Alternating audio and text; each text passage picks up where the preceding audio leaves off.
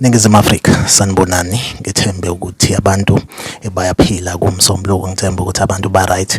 Kuyi Monday banguthi ke usuku lakho lokuqala uyithola ke uhlangana nalo umbukiso. Ngicela ungalenzi iphutha, like i-video, usubscribe kwi channel, uphinde ke futhi uciphize notification bell. Wenzelani na? Wenzela ukuthi ngaso sonke isikhathi mangiphosta ke i-video uthole i-notification ekutshelayo ukuthi kune video esengiyifakile. Zikwi Trend TV siyaqinisekisa ukuthi ke usuku nosuku sikulethela ke udaba olusuke litrenda ngalolo suku. Bafethu ke sekuyo indaba ye-West Gang yaseNanda. Iqembu ke leli lezinswelaboya elingazwile libamba inkunzi, liqhekeza imizi, liyabulala, linjala abafana abancane abaneminyaka kusukela ku-20 kuya ku-22 years. So bafethu ke kunodaba olwenzekile osukwini la izolo, noma ke sengiliposta late kodwa udaba olwenzeke izolo endaweni yaseNtuzuma. Mawuyazi ke Intuzuma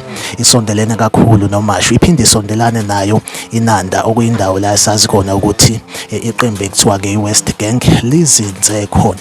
Bafethu kuthiwa kunodaba ke olwenzekile lapha ke kube nokudubulana kwamaphoyisa nezigebengu. Ngokusho ke kombiko ekuthiwa ke amaphoyisa amise imoto thizeni ebesola ukuthi kungenzeka ukuthi le moto iphuma kontshontsha iphethe isigebengu. Kuthiwa ke igebengu ayibuzanga, zivele zona zaphendula ngenhlamvu. Then kwase kudutshulana kanjalo ke siyazi ke ukuthi amaphoyisa iwona amakhosi eBham akufundele ukudubula. So kudutshulwanile ke igebengu zashona osukwini lwayizolo. Kwakhona ke oyedwa okuyena uhambe nestaff lesebesitshontshiwe, either ifoni angibake ngisana, kodwa ke okuyena othatheke isikhwama wabaleka naso naye ebesedubulekile. So bafethu ke osukwini lanamhlanje kuvelile ukuthi ke naye udlulile emhlabeni. Kune video engizokudlalela yona nje la ngemumva, lapho ke kuvezwa lapha ke ithimba ebelikade liyomtakula la emfuleni la kuthiwa ke ufike waphelelwa amandla khona, kodwa lezi zinto ebehambe nazo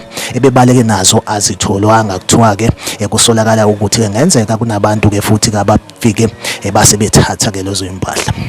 Uyazwakala umama ekhihla isililo evidweni, of which bekuma walo mfana loyo ophelelwa amandla emfuleni washona. Nayi ke video bafethu engizoyidlala ngemumva.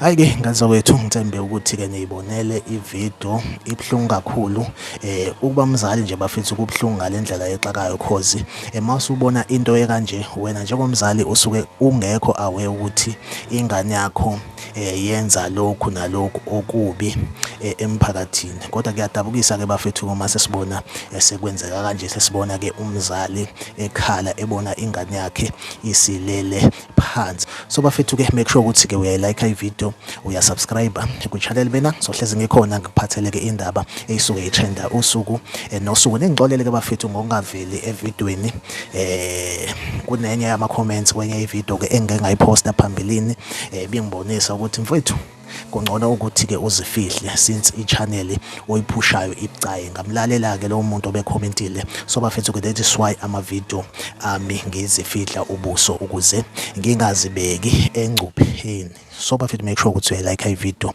uyasubscribe ku channel bena, nawe asihlangabezane kwi video elandelayo.